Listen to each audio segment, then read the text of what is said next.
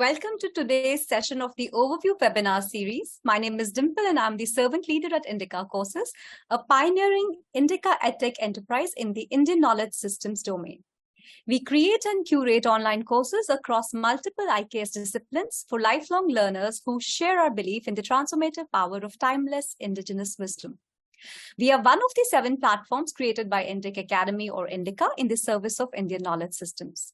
To know more about our work and offerings, please visit our website, indica.courses.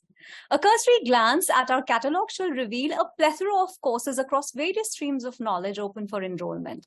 In the month of April, we began a course on an introduction of the Tirukkural on the 3rd of April. INDICA course on Ayurvedic nutrition will begin from the 11th of April. Leadership lessons from the Vedas, for which today's webinar has been organized, will begin from the 13th of April, and a very interesting course, Indic Storytelling Exploring Yoga, will go live from the 18th of April. So do feel free to peruse our courses, enroll, gift, and recommend the same. You could bookmark our website for your easy reference and follow us on social media to stay updated about our ongoing and upcoming courses. The Overview webinar series has been created as an interface for prospective learners to understand what a particular INDICA course would offer so that they can make an informed enrollment choice. We have organized a number of sessions in the last few months, and you can watch the recordings of those sessions on Indic Academy's YouTube channel. I'll also share a link of the entire playlist that we have curated for you so that you can peruse those webinars, and if any of the courses interest you, you can even enroll. I will also make sure that the link is posted in the description of the recording of the video, which will be uploaded on Indic Academy's YouTube channel. Today's webinar is about the upcoming INDICA course, Leadership Lessons from the Vedas, which is the first module of our multi-module leadership lessons from the Scriptures series. It focuses on classical Indic leadership and explores and discusses the concepts of leadership as described in the Vedas and the Upanishads. The course begins from the 13th of March, and live sessions will be conducted every Thursday at 7 p.m. Before I invite our erudite faculty, Dr. Rajshekhar Krishnanji, to take us through this overview session, I would like to introduce him to all of you. Dr. Rajshekhar Krishnan is a seasoned coach, trainer, and facilitator with over 35 years of experience in training for organizational development and human performance improvement. He's a specialist in management and leadership development and executive assessment and development centers. He has worked in engineering, hospitality, training, consultancy, IT, and ITES industry segments. Amongst the companies that he has worked with are Union Carbide, NIIT, NIS Sparta, EMC, IBM, Right Management, and Flipkart. In his present avatar, which is very interesting, he's an entrepreneur and founder of Veda Consultants, which offers services in the area of leadership and organization development for businesses and educational institutions. Rajshekhar has been a lifelong seeker of spiritual wisdom and a dedicated student of Indian scriptures. He's an ardent devotee of Bhagwan Sri Ramana Maharshi. He was awarded PhD in the year 2012 for his thesis on a study of personality traits, spiritual transcendence, and leadership styles in India by Aligarh Muslim University. He studied at Motilal Nehru National Institute of Technology, Allahabad, and was awarded BE Mechanical Engineering in 1983. I request Rajshekhar to extend his invitation to all of you for exploring, embracing, and implementing the concepts of leadership as described in the sacred scriptures of the Vedas and the Upanishads. Over to you, Rajshekhar. Thank you, Dimple, for your kind words. And, thank you once again for allowing this entire sequence to happen. Now, let me get to the slide deck, which is what I'll be using. First of all, is my voice coming across clearly? Do I need to speak? Absolutely, sir. Absolutely. Wonderful, wonderful. So, welcome to all the viewers, and I'm indeed very happy to be here presenting to you an overview of what we are going to be doing in the course Leadership Lessons from the Vedas. We'll begin with an opening invocation, which is Satyam Param Dhimahi. On that supreme truth we meditate. This is from the very first shloka of the Srimad Bhagavad Mahapurana. So, our entire thread will be on the truth of matters as we go through slide and slide. So how do we understand the truth of what is going to be done in the Leadership Lessons series, especially the one which we are going to be starting on the 13th of April? So we will use a format which is a modern format in the sense that we all know about the 5 Ws and 1 H. So we're going to be looking at what are we going to be doing in leadership lessons? Why would that be of interest? Or why should that be ever chosen?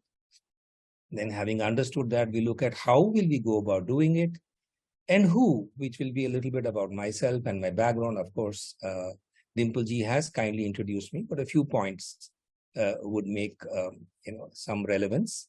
Then where and when, which is how we will be deploying the logistics of the course. So this is what we're going to be looking at. And first we look at what. So what do we mean by leadership lessons and why the Vedas? So for that, let's understand the whole idea of Indian knowledge systems. And Dimple ji had mentioned that the INDICA platform is looking at Indian knowledge systems as the primary mode, through which they have a vast variety of courses. So where does that vast variety come from? It simply comes from the huge expanse of IKS. As you can see, there are literary and non-literary aspects. And then there are, within the literary, we have the Sanatana Dharma and the other dharmic traditions. We have the regional, which is in the Indian language, and then, of course, oral traditions. So we will be looking at the core Sanatana Dharma tradition, which is called 14 Vidyasthanas, which I'll be elaborating subsequently. And then the other, which is the non-core, but actually it is perhaps the real application side of the Sanatana Dharma core knowledge, which is basic and applied sciences, engineering, architecture, kavyas, and code of living. I've highlighted kavyas and code of living for a purpose because it is also going to be a part of our leadership series. And of course, there is a huge amount that one can talk about all this, but then, life is short and art is long, as they say. So we will have to understand and pick out the distillate in essence so that we can achieve our purpose, which is to appreciate and understand leadership lessons. So how do we do that? Yeah. So this is an elaboration of Chaturdasha Vidyasthana. Chaturdasha is, of course, 14. And then you have the Rig Veda, Yajur Veda, Samaveda, Atharva Veda, which, of course, all of us do know. So that's 4 for us. And then you have, with the green color, you have what is called the Vedangas, which is Shiksha, which is phonetics, Vyakarana, which is grammar, Nirukta, which is etymology of the word, Chanda, which is the meters in which the compositions occur, Jyotisha is, of course, astrology and astronomy combined. And then you have Kalpa, which is the whole reason why all these are there, because Kalpa is how we normally understand anything Vedic, which is a ritual or a task which has a certain prayojana. Prayojana means purpose. So Kalpa. Then, of course, so these are 6. So 6 plus 4, 10. And then we have the other 2, which is Purana and Itihasa get banded into one. And the Dharma Shastras and Smritis get banded into the next group. And then you have Nyaya, Vaisheshika, Yoga Sankhya, and Purva Mimamsa and Uttara Mimamsa. And the pink colored last column is what is classified as the Darshanas. So if you add all this, this is the core of the Sanatana Dharma base. So we're going to be obviously extracting from this base when we are talking about the Vedas. So what do we mean when we say we are going to be talking about the Vedas? Now, there is obviously, I need to go back a little bit to how we define a knowledge system. So Indian is, of course, the geography of India, Indic, the larger Akhand India, because, that's where the entire, scholarship was spread from north to south. And of course, I'm not making a political statement here.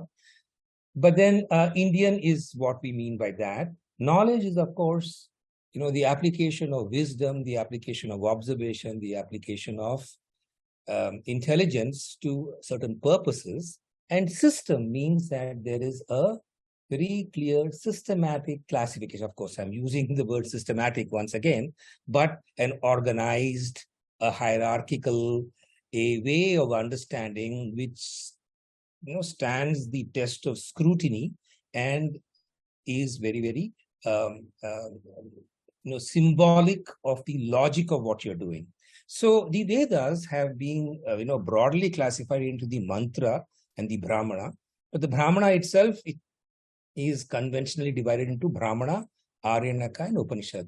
So when we say Rig Veda, there are mantras associated, Brahmanas, Aranikas, and Upanishads, and so on with each of the Upanishads. So just to elaborate and give you an inkling of what we mean, we have you have the columns which represent the Samahita, the mantras, the Brahmana, which is Brahmanas are texts which elaborate the meanings, not word to word, but broadly speaking. So Aranikas are, again, as you would have read perhaps in your school history, are compositions of the forest, and they are of a different category. And the major Upanishads which get attached, and because Upanishads are also a part of the entire division. So therefore, we have the Rig Veda, Yajurveda, Samaveda, and Atharva Veda.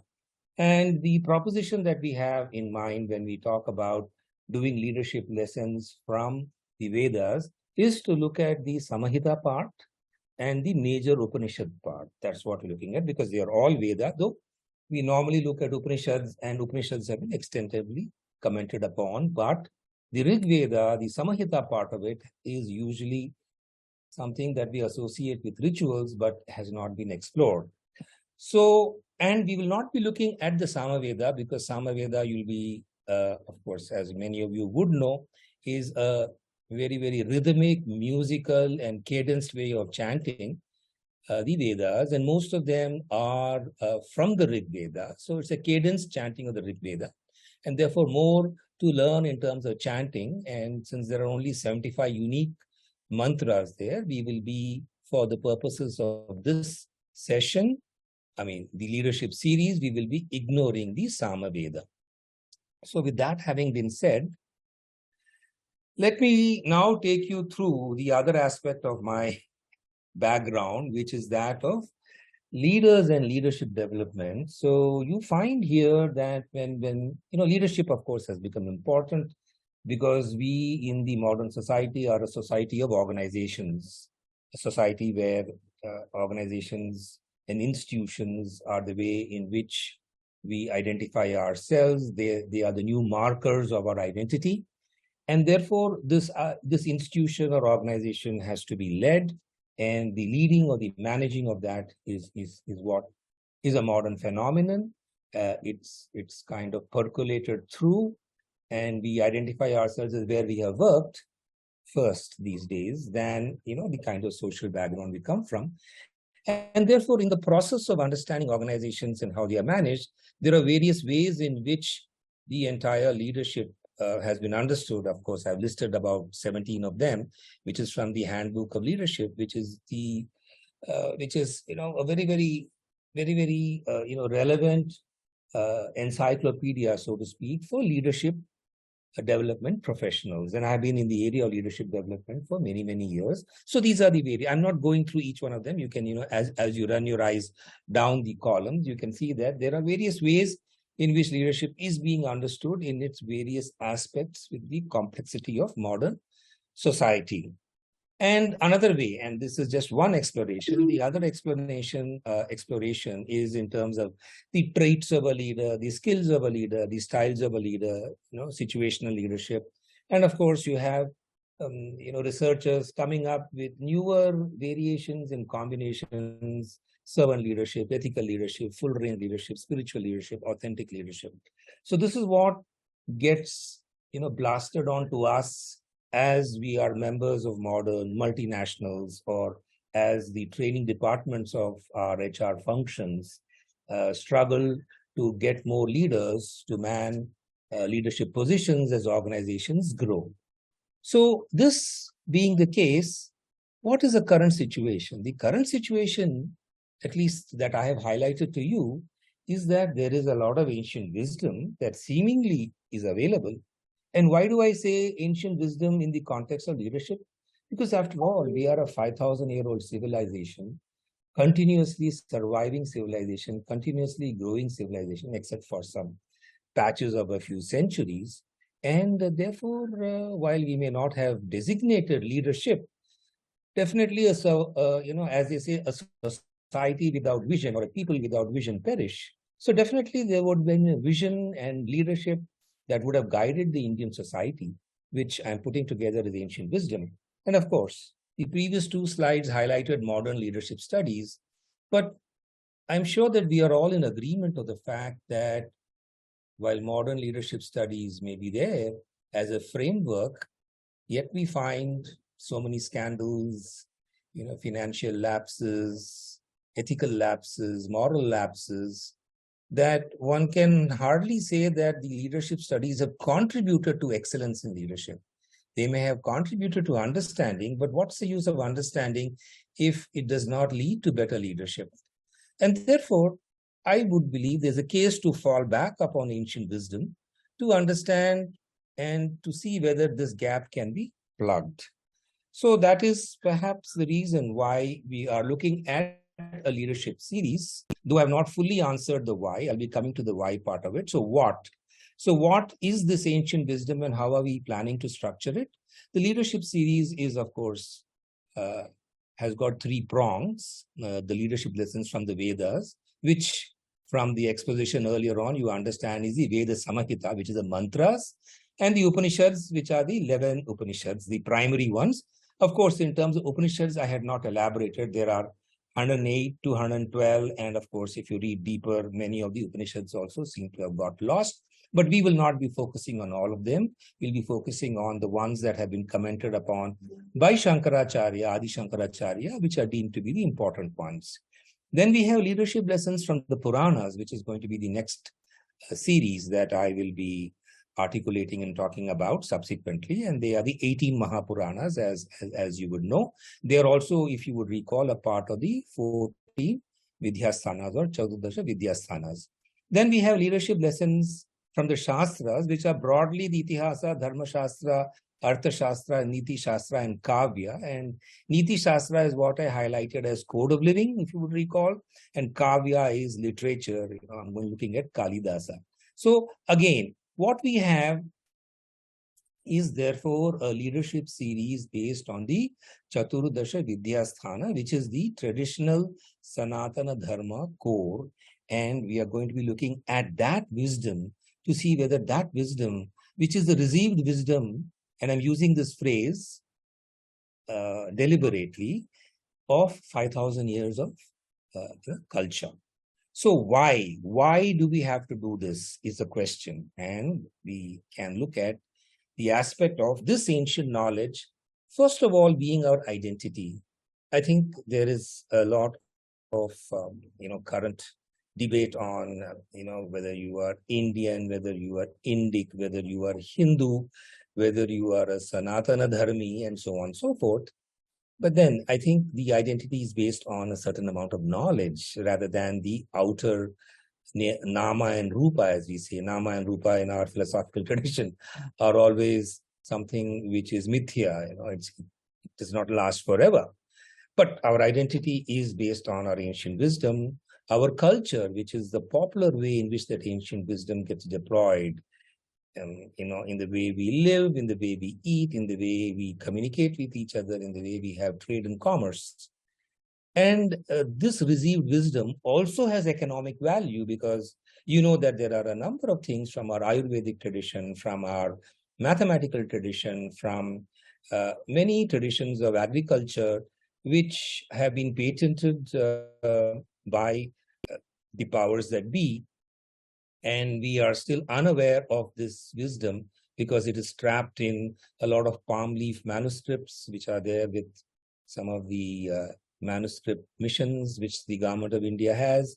And therefore, the economic value, because you see, the modern society is where battles are economic battles, first and foremost. And therefore, knowledge is the way in which the economic battles are going to be won and are going to be taken forward. So I think there is a case for definitely looking at our ancient wisdom, because it's not something that is, if I may use a very, very anglicized phrase, Johnny come lately. It is definitely not that. So the central idea of the Indian civilization is spiritual depth is what leads to material prosperity. And, the waves and waves of invaders that came, or the quantum of trade. There's a huge, huge amount of research that has been done on the economic prosperity of India. And of course, there's a phrase in Hindi as Sone ki chidiya.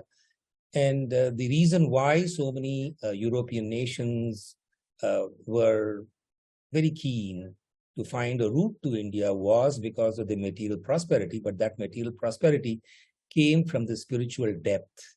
And this is highlighted by one of the shlokas of the Bhagavad Gita, which is down the slide, where in the 7th chapter of the Bhagavad Gita, which is Jnana Vijnana Yoga, Lord Krishna says, I shall declare to you this full knowledge combined with realization. So it's never ever philosophical dry tenets, but it's always application. And therefore, Jnanam and Vijnanam, as we will also understand from a more modern usage, is science and technology, usage and application, Jnanam, and so theory and practice, you have multiple ways. So practice cannot come without theory, but the theory has to be at the appropriate level. It cannot be theory just at the material level. So our binding idea, and this I'm repeating because this is the reason why we're going back to the Vedas, because you simply cannot go past the Vedas. As you try to look at the entire Indian knowledge system, you can trace back everything to that extreme right box that you found, which is the 14 Vidyasthanas. Everything comes from there. Even the non-dharmic traditions, Jainism and Buddhism, owe a lot in terms of some of the key concepts, though of course there are differences as you would understand. So spiritual depth actually stops at the Vedas. And therefore, if we want to go back to the past, we have to go back to the spiritual depth that was represented by the Vedas. So now there is, of course, you may argue with me that, look, if the Vedas are so important, then why is it that people, and when I say Vedas, I would mean mantras, the Samahita part of it, because the Upanishad part of it has been elaborated of late, fairly deeply. So here is an interesting comment made by Sri Aurobindo on the Vedas, way back about more than 100 years ago. And I'm going to read it. Since our earlier ages, the Veda has been the bedrock of all our creeds, our Darshana, Tantra, and Purana, our Shaivism, Shaktism, and Vaishnavism. So those are all derived from the Vedas. Our orthodoxy, heresy, and heterodoxy have been the imperfect understanding of the one Veda truth. So when we did not understand very clearly, that is when we deviated and kind of moved away from the truths that guided the springs of this civilization. And our greatest minds are mere tributaries of the old Rishis. Such a wonderful statement. So, I am just a minor, not even a tributary, what we are going to be talking here, a rivulet. But even the rivulet has got such a tremendous amount of energy. And we will see why even a rivulet has got a tremendous amount of energy. Now, there is the second statement, which has got a wonderful amount of sarcasm in it, which is, if Indians hardly understand the Veda at all, the Europeans have systematized a radical misunderstanding. Their materialistic interpretations, now dominated in cultivated minds, translated into modern tongues, taught in our universities, have been more fatal to Vedic truth than our reverential ignorance. So you ask any Indian, oh, the Vedas are wonderful. Oh, we have a Vedic culture. But what's there in the Vedas? If you ask anybody, I'm sure that, the ignorance, they will say, oh, it's too difficult to understand. We don't know what it is. So there is a reverential ignorance. And that is the reason why we have to read the Rig Veda. I brought this out from the book by R.L. Kashyap. Now, let's look at, so we have the situation where we have the deep knowledge of the Vedas. And at the same time, we have a situation where that knowledge will work because it has worked at least for 4,000 years, if not the full 5,000 years. So we have this, of course, very famous shloka, Yada Yada Hi Dharmasya Glanir Bhavati Bharata Abhyuthanam Adharmasya Tadatmanam Srijamyaham, which is, whenever there is a decline of dharma, O Arjuna, an uprising of a dharma, then I incarnate myself. While this is obviously the most famous, amongst the most famous of the shlokas of the Bhagavad Gita, from a very modern perspective, it makes a lot of sense, because when we look at systems engineering, the stability and long-term sustainability of systems depends on regenerative points, which is what we call the feedback loop. You have single loop learning, double loop learning for those who are, from the learning fraternity. So when the system attains this equilibrium and shows signs of becoming unstable, measures have to be taken to restore equilibrium in the system. If the regenerative points are not there, the system will become unstable and ultimately perish. So this I incarnate myself is not only that of divinity, but that of a very, very natural requirement in a system. You give your children too much laxity, they will run away. If you put them in too much discipline, also they would not listen to you. So there has to be a kind of balance, as you would understand. Some very modern examples of the regenerative points are the demand-supply equilibrium, pricing decisions, which have to look at what the market wants, and then mechanisms to prevent opportunistic behavior and how organizations root out bad CEOs. So there is obviously, I mean, in modern terms, you may call it a system of checks and balances. So the very, very nature of checks and balances is a fundamental, natural, material, and spiritual property. And therefore, knowing this to be so, what should we do? Therefore, we need to take steps to access our ancient wisdom, because that ancient wisdom is definitely going to give us returns. So how are we going to do it is the question, and I would like to address that. So we've understood what we are going to do. We have understood why it needs to be done, or the imperatives of that action. And therefore, no imperative can actually survive unless there is an action plan, as we say, or in the words of Shankaracharya, Samyak Jnanam Kriya Siddham. Samyak Jnanam is perfect knowledge. Kriya Siddham is that knowledge has to be realized in action. So how are we going to take it to fruition is the whole point. So I'm going to be talking about some of the challenges around the Vedas, and look at how the approach of this particular initiative is indeed very interesting. So we look at the left column first. So the Veda Samhitas, the mantras, we've always heard mantras being chanted, and they are always a part of a ritual on account of they being a part of the kalpa. If you recall, I'd mentioned kalpa.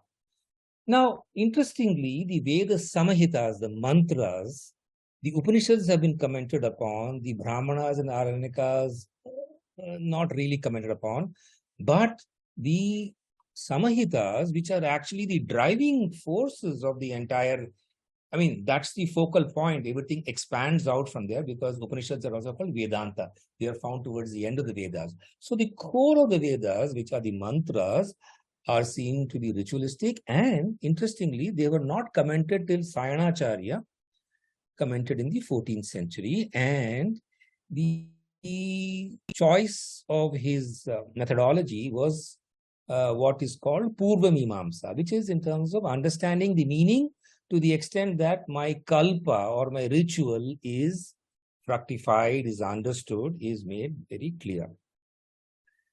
But still, nevertheless, it is the best commentary available in Sanskrit, because it is the only one, the most, not the only one, I would say, the only comprehensive one, which has attacked the entire Rig Veda, as well as Yajur Veda, Sama Veda, and Atharva Veda to the extent that they needed to be. Further, we have Madhvacharya, I'm sorry, there's a spelling mistake there, and Raghavendra Swami, who also commented on the deeper meanings of select mantras. Of course, Upanishads have been commented upon. And the point is, why are we fretting over the meaning of the Vedas? Because, see, Vedas have layers of meaning. You have a Adi Bhautika meaning, which is at the physical level. Then you have Adi Devika meaning, which is at the level of the forces of the cosmos. And you have Adhyatmika level, which is at the level of spirituality. Now, with the passage of time since the original revelation or conceptualization of the Vedas, there has been a general decline in the way the Vedas were understood, because much energy was devoted to retention, because you would also understand that ours is an oral tradition. There's nothing written. So a lot of energy, it takes 30 years to actually master with the intonations and the swaras, one of the Vedas. And of course, you have the concept of Chaturvedi and Trivedi, which basically indicated that these clans or families actually mastered all the Samhitas across the 4 Vedic types.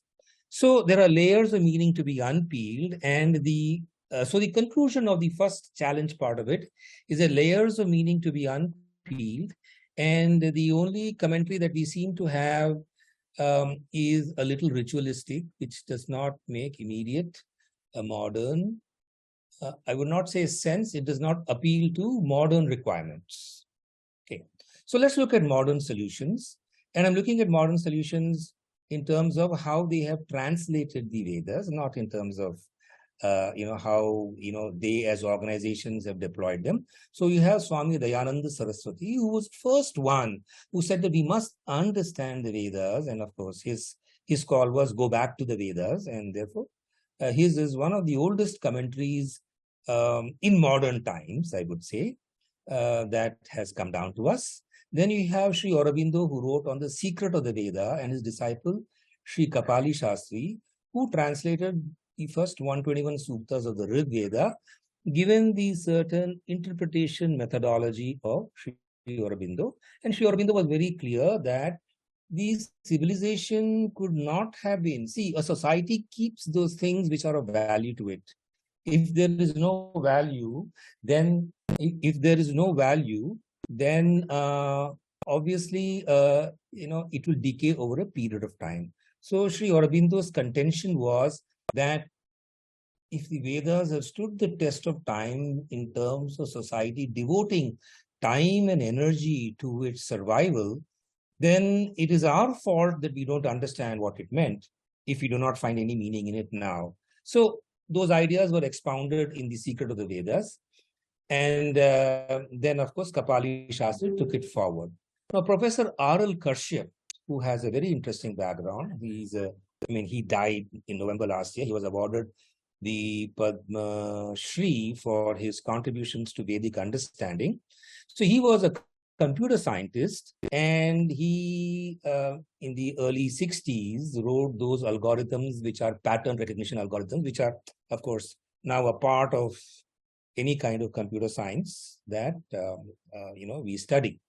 So he used his expertise in pattern recognition algorithms to actually go back to the Vedas.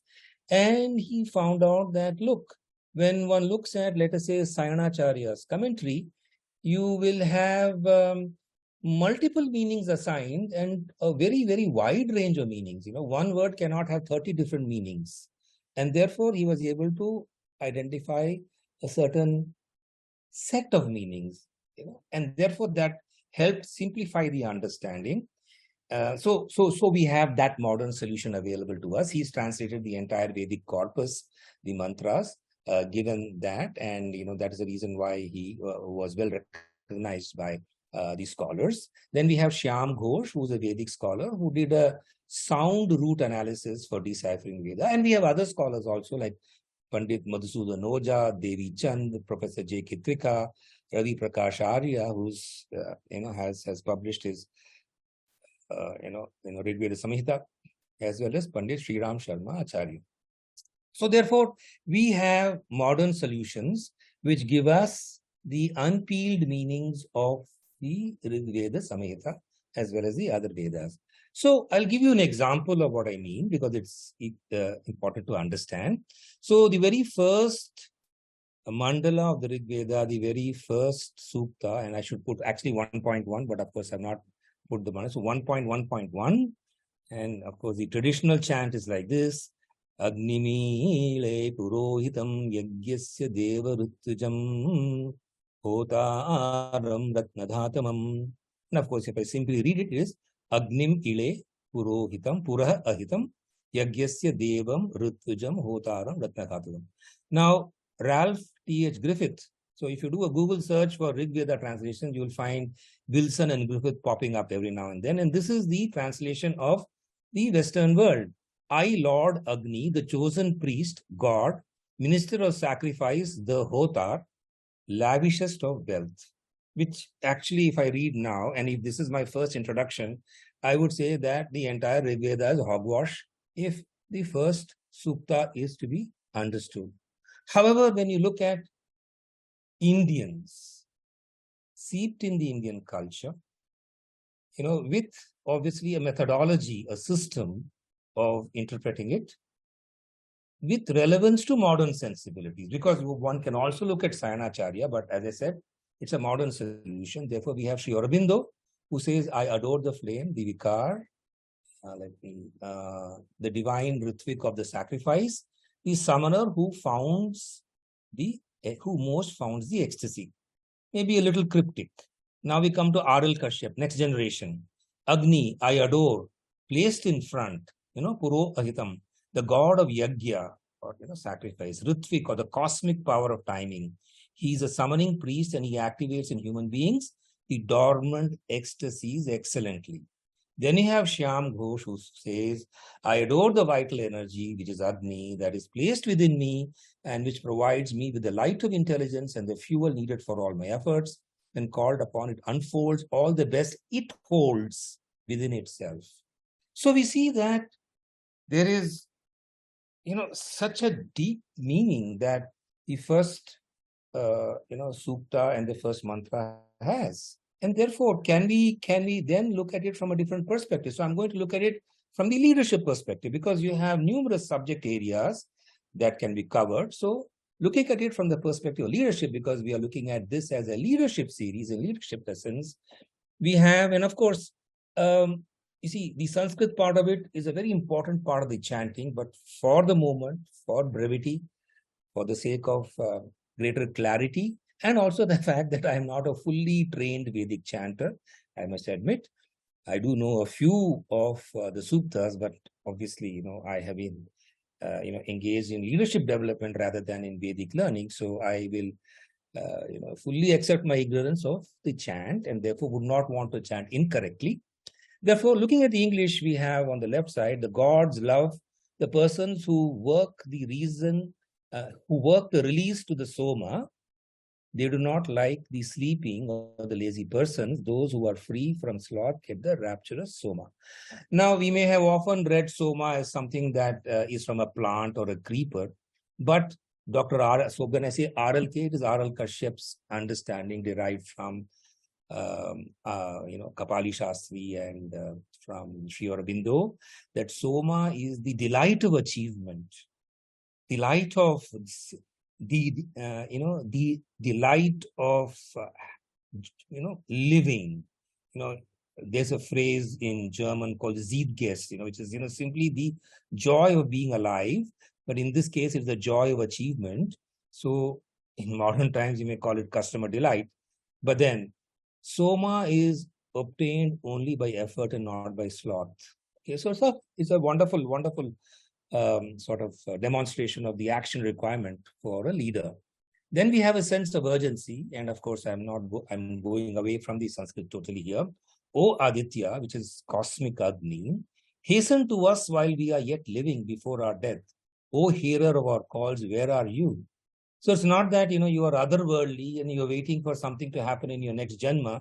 You want it here and now before you're living. You want that energy to be within you, and therefore we also have rekindling of the fire of aspiration, which I will read and then I will correlate it to a modern situation. So here the shloka, or not the mantra, reads as, O Agni, you, the protector of body, guard my body. O Agni, you are giver of life, give me life. O Agni, you are splendor, give me splendor. O Agni, completely fill my body with all things that are lacking. Now, I would say that in modern times, you have people who are burnouts. And therefore, for them, this would be such a wonderful way. And please understand, while we are reading the English, when we actually read, and, it will take a little bit of patience to read, we will get the energy. That is the beauty of the Vedas. So it's not simply a kind of, English sentence that I read. Yeah, the English sentence gives me the meaning.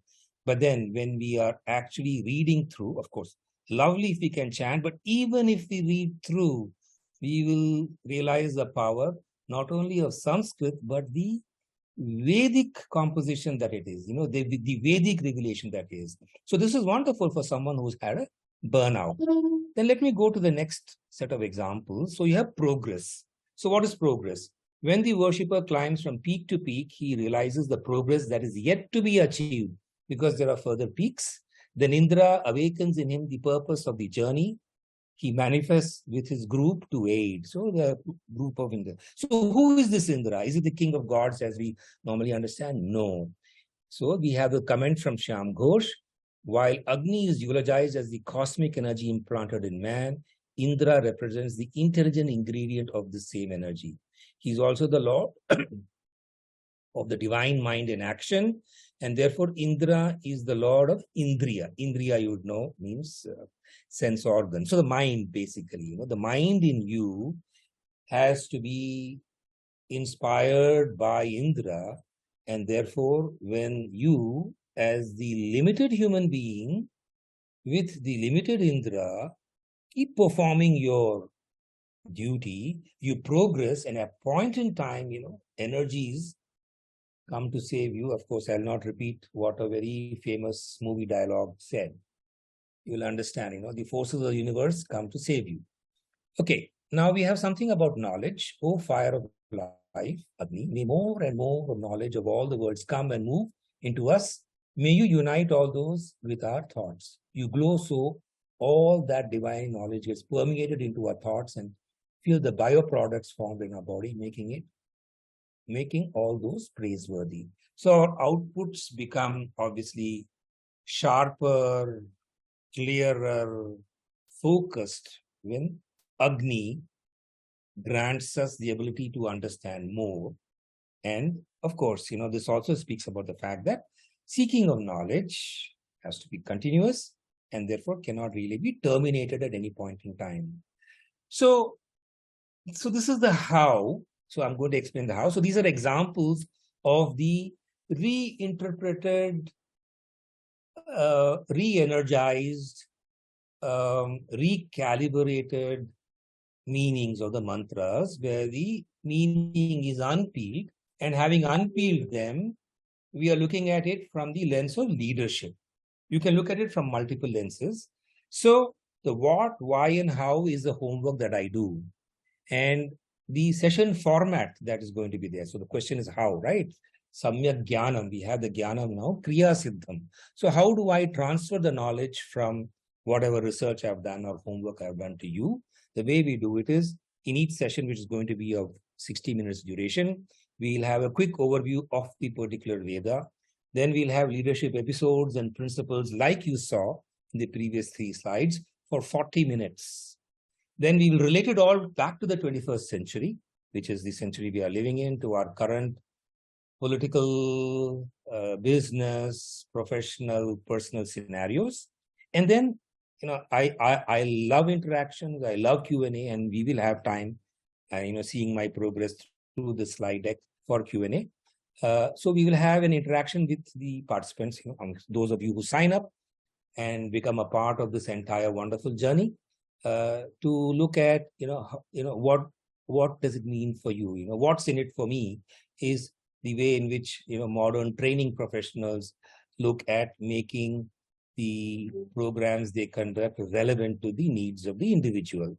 And of course, the Taittiriya Upanishad has this wonderful sort of mantra, or rather, I would say, since it's from the Yajurveda, Yajus, called Acharya Purva Rupam Ante Vasyuttara Rupam Vidya Sandhi Pravachanam Sandhanam, which is the teacher is the first letter, the student is the last letter, knowledge is the meeting place, and instruction is the link. So the session format is the instruction that I'm talking about. So what's the master plan? Of course, this is what we call a fractal triangle, but I'll come to the meaning of that. So let me look at the master plan that I've created. So you can see that, I hope you can see this very clearly. So introduction, then we have Rig Veda, 2 hours, Veda. So I'm looking at the learning objectives and the resources. So in the learning objectives for each of this, the Vedas, what are we going to talk about? So, the 2 hours, 1 hour, 1 hour, whatever. Then we have this for the Upanishads, where I'm going to be looking at a total of around, I think, how many? Yeah, so 13, yeah. So, 6 hours and 6 hours. So 9 hours for the Upanishads, 6 hours for the Vedas. That is the course that we have on the Vedas and Upanishads. Then We have Dharma Shastra, which is 2 hours. Then we have the Itihasa, Ramayana, Mahabharata, 2 hours and 3 hours. Then we have the Puranas. And you can see everywhere that there is a very, very clear plan. The homework has been done. The what, why, and how for each of these sessions has been very clearly laid out with obviously the resources that are being used. And these are all published resources. So it's not that it is something which is the creation of just an individual. In fact, an individual will find it impossible to wrap around the entire width, that is the entire bandwidth of the Indian tradition. So, you need to go to a number of authorities, and you will see that I have actually, done an extensive amount of bibliographical work. And of course, we'll be looking at the Puranas, and these are unexplored actually, because normally we think of Puranas as something which is full of mythological stories, which is very, very incorrect. We have tremendous amount of leadership material which is available, a lot of episodes here, a lot of principles here. Then, of course, finally, we have Niti Shastra, which is from the Panchatantra, Kalidas, Arthashastra. So a tremendous amount of work that's available in terms of the plan to execute this. So let me go back to the overview. Now, what is the purpose of this little triangle here? This in modern parlance is called a fractal triangle. A fractal triangle is where you have a primary figure which keeps repeating. And of course, we have the primary figure that of the extreme outline being a triangle. And therefore, you find smaller triangles. And these are, I think, they're not exactly equilateral. They're isosceles triangles. But we find that it is getting repeated. So the concept of fractal is that if you know the property of one triangle, you can build any others. So the reason why I'm displaying this is that we have 14 Vidyasthanas. Am I going to cover everything? No, it is impossible. But the point is that each one of these little triangles can be further split. So we can have a point of infinite regression, or we can have the triangle which can be built into bigger triangles, which is infinite progression. So each one of them is still a triangle and therefore shares the same properties. And therefore, even with what we are doing, there is a tremendous scope for improving our leadership skills, both for our personal success and professional success, and for, of course, re-establishing our identity and, reintegrating with the culture that we truly belong to. As Swami Vivekananda said, we are all Amritasya Putra. So let us remember that. Now, who is going to be doing? Of course, we are Amritasya Putra, but then we need people right now. So I must thank Abhishek ji, Dimple ji, who spoke to you, and Hari ji, who is, of course, the founder of this entire platform and the driver and the inspirer of all that we're doing. Then, of course, I'm here, and Dimple ji has spoken to me. This is the avatar that I've created, and a few things about me, in terms of the gurus that I follow, in terms of my family affiliation: Yajurveda, Sringeri Pitha, Kanchi Pitha. Mother deeply spiritual, dad was deeply scientific, PhD in chemistry. These are the places where I've worked, and the areas I've worked are maintenance engineering as well as corporate training and development.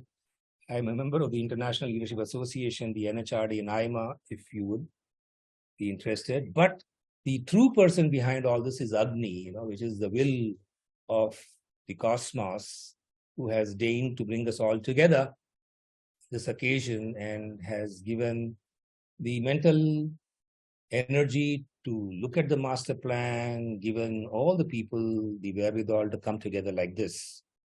So when and where we have the leadership lessons from the Vedas, starting on the 13th of April, which is what was announced by Dimpleji. Then we have leadership lessons from the Puranas, going to be starting with a little break on the 17th of August. And then we have leadership lessons from the Shastras, which, as you would know, is the Artha Shastra, the Dharma Shastras, the Niti Shastra, as well as the Kavyas from Kalidasa. All that is going to be for 11 hours from the 11th of January to 21st of March. So total of 45 hours. These will be on every Thursday between 7 p.m. and 8 p.m. like today, so that there's a continuity that we can at least we can mentally carve out for ourselves that Thursday evening, 7 p.m. to 8 p.m. is leadership series time. And I will close this like we began with an opening, Satyam Param Dhimahi. We close with the prayer Om Asato Ma Sadagamaya Tamaso Ma Jyotirgamaya Mrityor Ma Amritam Gamaya, which is lead me from the unreal to the real, from darkness, which is ignorance, to light, which is knowledge, and from death to immortality. This is from the Brihadaranyaka Upanishad. And these words, I thank you, of course, and of course, I would love to have Q&A. So I'm going to stop the share here and hand over the session to Dimple ji. Thank you so much, Rajshekar ji. It was very informative, very enriching, and it actually gave the outline for the entire series, and not just the first module, which is leadership lesson from the Vedas. Just for the benefit of the audience members, for whose participation I'm super grateful, that this is a 3-module series. The first module, we did not offer the entire course in one go, is because we understand that kind of a time commitment at the beginning of the series might be difficult, but what we would ideally want is for the participants who are interested in the entire series to enroll in all the courses, either one after the other, or they can just peruse the entire course page details for each of the course and seize which vibes with them. The ideal would be to complete the entire series. The first module is the leadership lessons from the Vedas, which is for 3,500 INR. I'm responding to this because somebody asked us, and it begins from the auspicious date of 13th of April at 7 p.m. on Thursday. So, and in any case, the subsequent modules have also been kept at the same time slot on the same day. There were quite a few questions and comments that the audience members had put forth, which I have already responded to. So now there are a couple of questions. There's one question that is there in the Q&A box. So what we can do is it's 6:52, so we already have 8 to 10 minutes for the Q&A. If some audience members would like to ask their question instead of just typing it in the Q&A box, you're welcome to do that. Just raise your hand and I'll bring you to the panel so that you can unmute yourselves and ask the question to Rajshekar ji directly. Or if you would like to, if you'd like to ask it in the Q&A box, you're welcome to do that. So first we have Ramachandran Vishwanathan ji, who asks you, Rajshekar ji, could you recommend good translations of the Vedas? So I would definitely recommend that you read Professor R.L. Kashyap. Now, you need to look at an organization called Sakshi, or Sri Aurobindo Kapali Shastri Institute of Vedic Culture. He has translated the entire Vedic Samahita, and I would recommend that because that is modern and that is also adhyatmic, spiritual. The English is also not archaic, so that would be my recommendation. In fact, I have it right in front of me. I can just pull off books. I have. So this is Professor R.L. Kashyap, and this is, of course, the 10th mandala that I have. I have the entire series here in front of me, so that's my recommendation to you. Thank you, Rajshekar ji. We have Rajiv Jain ji, who has raised his hand, so I am moving him to the panelist link. Rajiv ji, you're welcome to ask your question. Yeah, I want to ask, see, I am traveling during this period and I am not able to attend the program much as I would like to. Is the record? Yes, Rajiv ji, I think even now you're traveling because your voice is breaking. Of this program likely to be available later on? Yeah, so Rajiv ji, if you could just... Yes, I'm traveling even now. Yeah, I think even now you're traveling and your voice is breaking. So I understood your question. May I offer the answer? So all the lectures that are conducted live, we always upload the recording of the lecture within 72 hours of the lecture, so that even if you're not able to join a live session, or if you have joined a live session and you want to do a refresher and repeat it, you can peruse it at length. And every course, you get access to the course for a year. So you can attend the live session. We would ideally want you to, but if for some reason you're unable to join a particular session, you can always catch up because we upload the recording of the session on our learning portal. All the classes, as Rajshekar ji already explained, are conducted on our learning portal. And there you can access the resources, whatever we share.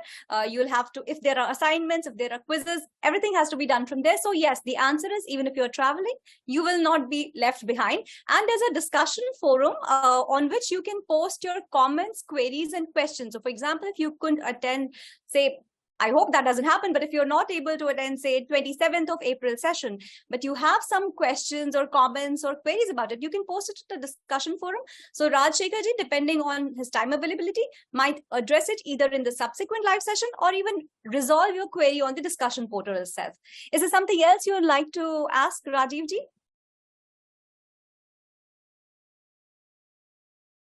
I guess not. So I will be moving you back to the audience. Is there any other question from the, okay. Yes, Lakshmi ji, your question is, can you pay through UPI payment? Yes, you can check. Please click on the link that I have shared, or you can go to INDICA courses and select the course. You follow the entire process after clicking enroll now, and you will find various payment options. There is one anonymous attendee who has already enrolled, but the course schedule is not showing on their dashboard. It should ideally reflect. However, anyone who has enrolled, or if anybody else has a question about either this particular course or any of other courses of INDICA courses, please feel free to mail us at reachout@indica.courses, and we'll make sure that it is resolved. So Lakshmi ji's answer is also, question has also been addressed. Is this link? No, this link is not right. Let me just put the link. Yes. Okay. Thanks a lot. You're welcome, Rajiv ji. Any other question? Any attendee would like to speak to? Yes, Lalita ji. Lalita ji, welcome. Namaste, ma'am. Am I audible? Yes, ma'am. Please don't call me ma'am. You can call me Dimple. Please go ahead, Lalita ji. Thank you. To Rajashekar ji, I wanted to know where can you access Sainacharya's commentary of the Vedas from any library? Okay. $1,000,000 question. It's available, but it's only in Sanskrit. It has been only translated in Kannada. To the best of my knowledge, unless you know Sanskrit, you cannot really access the commentary.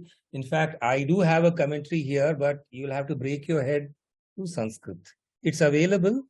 The entire Sanskrit part of it is available, but in bits and pieces.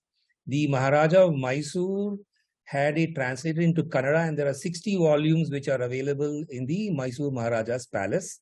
They have not yet looked at a reprint of that, but sections of that have come out when scholars have looked at it, but Sainacharya is not immediately accessible. Thank you very much. That's all from me. Thank you, Lalita ji. There's a question by Raghavan ji. Raghavan ji, would you like to ask the question yourself? Because I'm afraid I'm unable to check it in the... Raghavan ji? I am moving you to the panel, so you could ask the question yourself. I'm sorry, I missed it in the whole track. Are you able to hear me? Yes, sir. Please, yeah. Okay. Professor, I just wanted to know that during the last 60 years, we have seen the management knowledge or the leadership knowledge is coming to us from Japan, US and European countries. And somewhere we are liking it and we are adopting them and we are getting the required kind of results. Now my question is, why this is happening when we have a huge repository of knowledge? So, reverential ignorance, deliberate ignorance, and thirdly, our education system is not supporting this kind of knowledge unless, as they say, and I'm going to be using a few harsh words, which is they say that a mule has got no pride of ancestry or hope for posterity. So we Indians are acting like mules because we have no pride in our past and we don't want to build the future based on our wealth. So we are all colonized, as we say, and that is the reason why. But I think there is an awakening now, and the very fact that we're having a session like this, it's just a beginning, is addressing your question. So as they say, yada yada hi dharmasya glanir bhavati bharata abhyuthanam adharmasya tadatmanam sujameham. So we had 60 years of all that you have said, and there is a need to obviously make a change. So this is that regenerative point, I would say, because I have been in the area of leadership development. And to the best of my knowledge, Nobody has even thought of looking at leadership. Though there are books written management in the Vedas, they are not by professionals in leadership development. So I don't know whether there are others, but I definitely can say that it's a step forward, a small step for us, but a great step for Sanatana Dharma, to rephrase the words of Neil Armstrong. Excellent. Thank you, Raghavanji, for asking that. And thank you, Rajshekhar. I now remember, actually, I responded to Raghavanji saying that I'm sorely tempted to respond to your question, but I will leave it for Rajshekhar. And perhaps, we are completely in sync. You said the same thing, that the reason that this kind of knowledge is not mainstreamed, therefore we are taking this step. And yes, and I also wanted, it's a very small step, but a step nevertheless in the right direction. So thank you for articulating it so beautifully. And I'm sorry, Raghavanji, I missed out. I just remembered it when you reminded me. So we have Dr. Arvind Chaitanya-ji and Abhijit Desai-ji who have raised their hands. So first I'm inviting Arvind Chaitanya-ji to ask his question. Sir, Namaste, namaskar, Arvind. Sir, namaskar, sir. Namaskar. Yes, I can hear you. Sir, actually, I want to ask one question. Sir, if you want to take direct reference from original sources, so where is it possible, sir, to check it? Like any book, Vedas or Upanishads? Or I'll give you a list of books. Pardon, sir? I'll give you a list of books. Correct. So the thing is that we must, when it comes to matters like this, the internet will fail you. And because the internet is full of stuff which is incorrect, which has been put by people who want to get more likes and who want to get more reads. And therefore, if you have a dialogue, I mean, I have an entire library behind me. It is my lifetime work. I am a, book crazy person, and I have plenty of books which give you plenty of knowledge. In fact, let me share with you one very interesting thing, because and they're all at fingertips in the sense that I got desks around me and I can pull out books when I'm in a conversation. So this is a very interesting book written, by two. So one is a book called The Astronomical Code of the Rig Veda. This is by Subhash Kakji, The other one is The Magnetoplasma Cosmology of the Rig Veda. It's amazing. So as I said, we are looking at a lens which is just leadership, but then the range of knowledge that you find hidden is tremendous. And that is the reason why the Vedic heritage must not be forgotten. And they are available in books, and they're available through a lot of reading. And therefore, it's a lifelong search. But as I said, it is fractal. Even that one bit of knowledge, that one triangle can make a difference to you. So, if we worry that, look, there is so much to learn and I don't know anything at all. No, that's not the point. Each of this is holistic knowledge, yet fractal knowledge, as we say in modern science. Sir, one small, hello, sir. Should I add to it, sir? Sure, sir. Go ahead, Arvind. Sir, actually, of course. But the thing is, if you have any doubts, original sources I'm asking, sir. Original sources, is there any place where we can find original texts, sir? The original source in the Indian tradition means oral source. That's the original source. So you have to go to Veda Pathshala and you have to hear them chanting. So that is what is the very original source, because Veda is sound. Sound, it is the sonic form of a deity. Everything else is a written source. In fact, at one point in time, if you wrote down the Vedas, you are called a patita, you are fallen down, because Vedas are supposed to be only there as sound. So when you say original, so we are saying original in a modern sense, something which is documented. But when you say original, which is from the tradition, it is to go and sit in a Gurukula with someone who has mastered the Vedas, listen to the Vedas, and then go through the entire process of the Vedanga, which is understand the Shiksha, understand the Vyakarana, understand the various aspects. So therefore, this is all condensation. It would be great if we go, but the question is, if I am interested in leadership development, at least I have done that homework. Maybe if you did the homework, you may have done it differently. Agreed. So there is obviously a bias that any human being brings, but something is better than nothing. And if this simply inspires 500 people to go and do their own research and come to their own conclusions, so much the better. That's what we said about knowledge. Agni should power our knowledge. Thank you, Thank Rajshekar ji. you. Thank you, Arvind Thank you. ji. Arvind ji, Thank you. I look forward to seeing you in class on 13th. Namaste. So I invite Abhijit Desai ji, who I believe has already enrolled into the program, Rajshekar ji. So Abhijit ji, please ask your question or if you have a comment, and then the last one, Sandeep Raj. Yeah, so pranam everybody. Namaste. And my question actually is slightly, if you want to say, I'm trying to link the esoteric or spiritual to the materialistic. Yeah. The reason why I feel, and this is due to some thought, some thinking that has gone into this, if we are not able to come out with curricula or some sort of pedagogy that actually translates into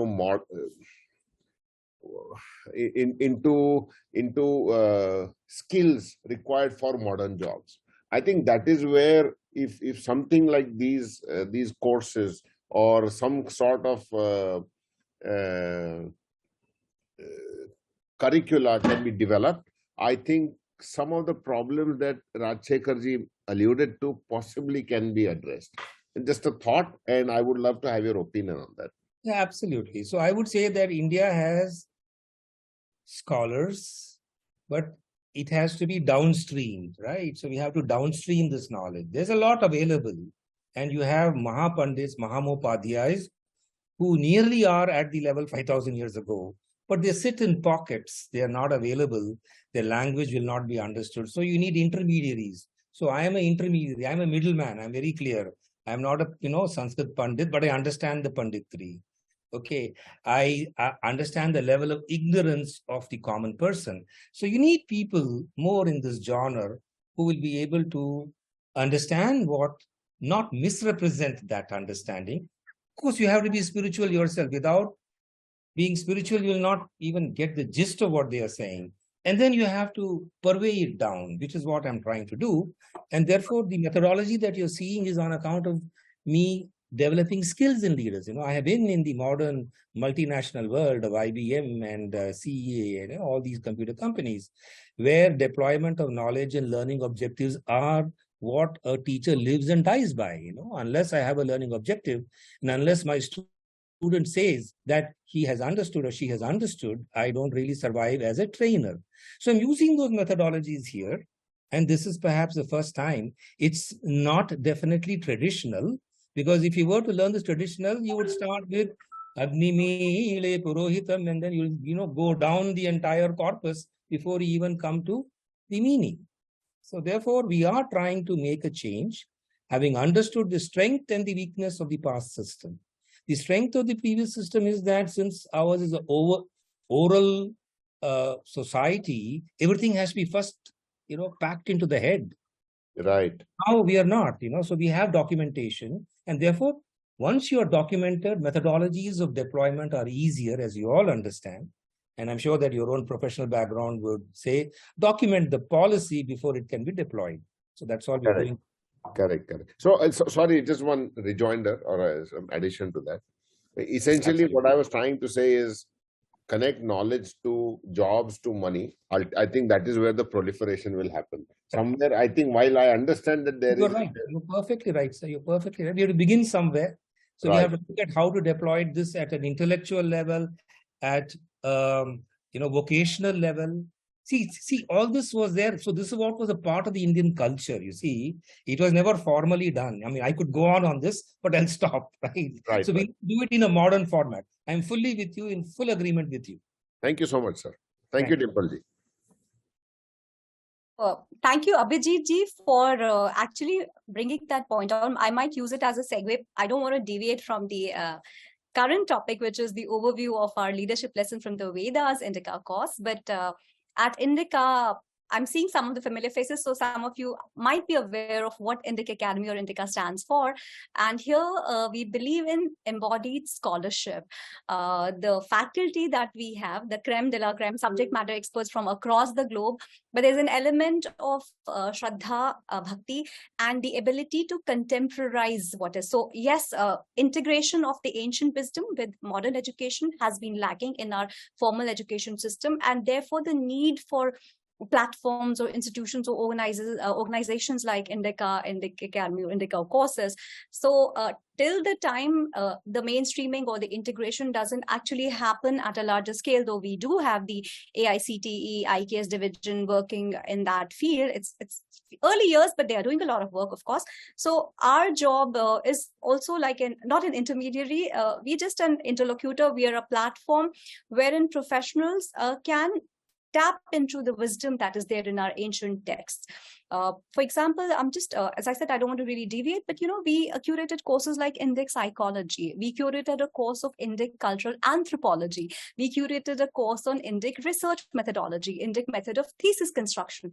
These are just few examples of the attempts to, make those things contemporary and let the current practitioners, research scholars, students, learners, or just enthusiasts understand how they can tap into it. So what Mr. Desai said, it actually is like a nice validation for me.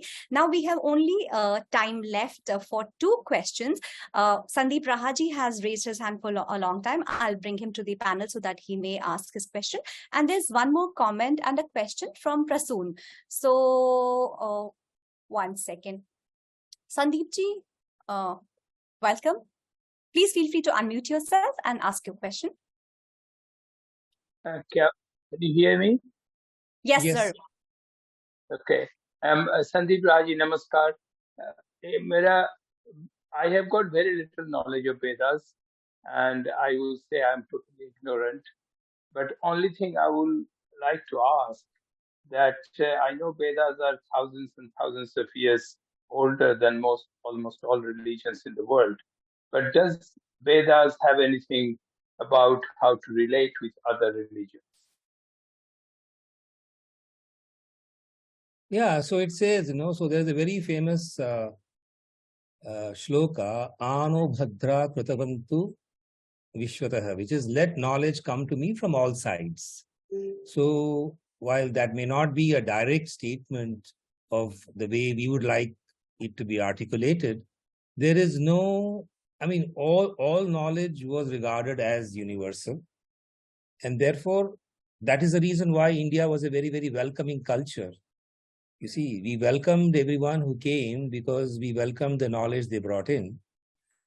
Of course, subsequently, we found that some people who brought in the knowledge were inimical to our kind of knowledge, and that created its own historical issues. But you see, the point is that, Sanatana Dharma was very, very universal and accepting of all ideas. And that is, I think, an answer. Now, it's not going to say, because it's not going to say, this is the way you're going to deal with Christianity. This is the way you're going to deal with Islam. No, it's not going to say that. But it's going to put it in very, very generic terms. Because of paucity of time and because we also have one question, so I just let it stay and I didn't let it go into an interaction, though I would request our honored guest to ask that question in the class itself. So there's the last one that we'll take is from Prasoonji. Rajshekhar ji, in the Q&A box, there is one open question from Prasoonji. I would request you to have a look at it. I could read it out, but it's a longer one, so I don't want to confuse. Prasoon, okay. So he says, are there any small offline courses, is it? No, not the one. He says, thank you for the great session. I have a question for the professor. So, sir, I am a young, unlucky guy to be raised in a Western influence education system till master's, and then lockdown happened as a boon for me to actually look into the history of our ancestors. I have a simple question that where should I start my initial learning of the Vedas and Upanishads so that I can unlearn the wrong concept we've been taught, which we were ignorant about? Thank you so much for your time and sharing your knowledge. Okay, so for an opening, I would simply say that, okay, so I'm just going to pull out one of my books. This is available on the net. So it is called Rig Veda for the layman. It is the great Shyam Ghosh that I was referring to. So please, you can take a look at it and buy this. If you read it, I think you will begin your journey as far as the Veda is concerned. As far as the Upanishads are concerned, you could buy the book by Sarvepalli Radhakrishnan, the Teacher's Day professor, okay, which I'm sure, even in spite of your Western education, you would know. So these are 2 books that I recommend. Thank you so much, Rajshekhar. There's one comment or question. It's a question by Savita Sajanji. What about Shiksha Nirukta Chandas can be applied at present situation? I didn't get the question. I think she's saying that is it relevant? It is relevant if you're a specialist. It's Yes. not immediately relevant to us. And therefore, I mean, it's good to know. And as they say, you know, there's a whole ocean of knowledge in front of us. So we have to look at the purpose behind what we are doing. And that's the concept of Hamsa, right? Hamsa is the mythical bird which is able to extract milk and separate it from water. So we have to do that because, you know, once you see this IKS, the thirst of being an Indian will just come alive. And you would say, oh my God, I've spent so many years doing nothing. I want to do everything. Then after a few years, you'll realize, no, I cannot become an see, Kalidasa was known only for his kavya. He was not known for doing Hatha Yoga, right? Or BKS Iyengar is known for Hatha Yoga and not for doing anything else. So in India, as I said, it is fractal. Even if we take one knowledge bit and put ourselves fully, yeah, we can have. So it is in modern language, whether I should be a T kind of specialist or a depth specialist. Transdisciplinary or correct subject matter. Right. Correct. So Savita, you have to choose that. You have to choose that. I can know something of everything or everything of something. Also, your response will have to be contextual. If we know what Savita ji is currently doing, then we can tell her whether it would be relevant or not. In any case, any pursuit of IKS is not irrelevant. It is definitely going to benefit you because if you actually go back into the history, you will realize that for us, we did not have this. How did geometry come out? How did Chandas lead to, something about mathematics? You will realize that we hadn't, science is different from art. Science is a part of arts. And though it wasn't science and we are beyond science, I mean, I don't want to go into all of it, but I think with that, we've had a beautiful session. This is just a sample of what the overall series and the first module would look like. There you will have enough time to ask questions, have your answers. And if you are not able to, get the gist of it in the session, you can always use a discussion forum and you can always reach out to us at reachout@indica.courses. If any of the questions that you've had today could not be posed for paucity of time. So I would like to thank Rajashekhar ji and the around 400 folks who registered and the nearly 90 people who took out time on a Thursday evening, no less, to participate in this webinar. I would request each one of you to reach out to us, enroll into the program. The link has been shared with you. We also offer scholarships and grants. If there's somebody who's in need of financial assistance, please feel free to reach out to us at reachout@indica.courses and we'll make sure that the assistance is provided. So recommend it to people who are into learning and development, recommend it to people who are in the corporate world, recommend it to people who you believe had the potential of leadership and would benefit from the leadership lessons from our brilliant Hindu scriptures. So with that, I would like to once again thank all of you, Rajshekhar ji, my audience, and my colleagues at INDICA and indica.courses. We will see you in the next overview session soon, and we will definitely see you all on 13th of April at 7 p.m. Namaste. Thank you so much.